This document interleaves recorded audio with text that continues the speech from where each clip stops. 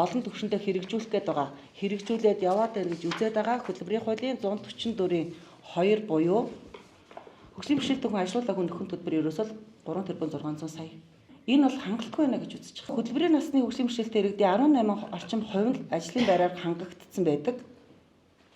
Үлдсэн хүмүүсийн ажлын байраар хангагдаагүй төлөө аж ахуйн нэгжээс энэ сан төвлөрөх мөнгөн дунд өндөр баймаар байна. Хөтөлбөр эрхлэлтийн дэмжих сангийн үйл ажиллагаанд хяналт явах асуудлаар хөгжлийн бэрхшээлтэй иргэний хөтөлбөр эрхлэлтийг дэмжих дэд сангийн үйл ажиллагаа зарцуулалтад хяналт шалгалт хийж хөрөнгийн зарцуулалтыг иргэдэд ил тод нээлттэй мэдээлэх шаардлагатай бол зөрчилтэй этгээдийн хуулийн хяналтын байгууллага шийдвэрлэх шалгуулах ажлыг зохион байгуулъя.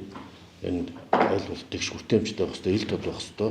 Хөтөлбөр эрхлэлтийг дэмжих сангийн үйл ажиллагаанд хяналт тавьдаг ийм систем механизмыг бий болгоё. Бидний эрхийн асуудал яагаад баталгаач бүрэн дүүрэн нийгмийн амьдралд оролцож чадахгүй байна гэж судлаад явхаар эрх зүйн хувьд бол хэрэгжүүлэгч гэдэг бол үнэхээр жижигхэн статус юм байна. Тэгээд энийг тохируулж болгочвол энэ хуулийнхаа үр шимийг Монгол улсын хөгжлийн бэрхшээлтэй иргэн бүр хүртэх боломжтой маа гэж үзээд хамгийн чухал асуудал гэдэг эрхийн өдрөөр бид нар энэ асуудлыг тавьж байна. Хэрэгжүүлэгч биш, тохируулагч агентлаг болсон давуу тал нь бол хүндээ хурд ажиллах боломжтой, орон нутаг руугаа хурж ажиллах боломжтой зохицуулдаг хийдэг байх төвчнийх болгож өгөөч гэсэн хүсэлтийг уламжилж байгаа шүү. Эрхийн газрыг тохируулагч агентлах болох асуудлыг Маргааш засгийн газар болоод шийдэх за. Гэхдээ бүх талын оролцоотой хэлцүүлэг зохион байгуулж санал боловсруулж танилцуулах.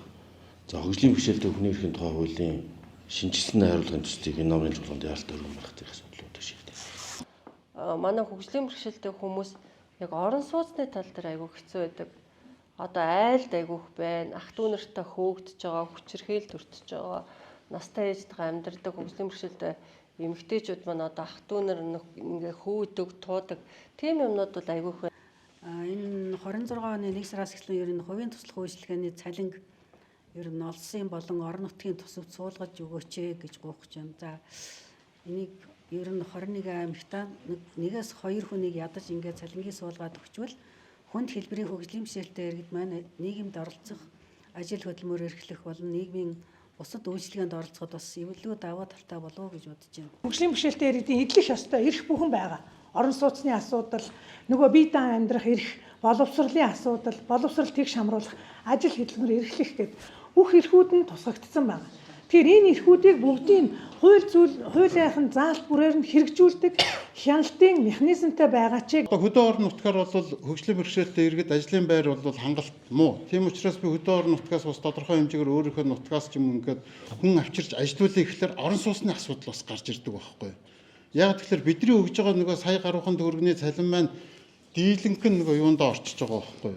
Нөгөө түрээстэй. Тодорхой чигийг үүрэг болгоноор та бүхэнд хариу өгөөрэй. Мөхцөл дарга Бакир сайд 2. За ер нь бол 21 мянган хүн ажлын байраар хангагдах тооцоотой бай. Тэр хуулийн давуу. Тэгтэл одоо дөнгөж та бүхний сая 18.1% нь 107.9 мянган хөгжлийн бэрхшээлтэй иргэд байгаагийн 86.4% нь хөдөлмөрийн насных ба. За тэр дотор 18.1% нь хөдөлмөр хэлжээнүүд бол харьцангуй бага тоо. Тэгэхээр энийг ахиулах тоог аймгийн нийслэлийн засаг даргалтай байгуулах гэрээн дээр бид тусгаж шаардлага тавья.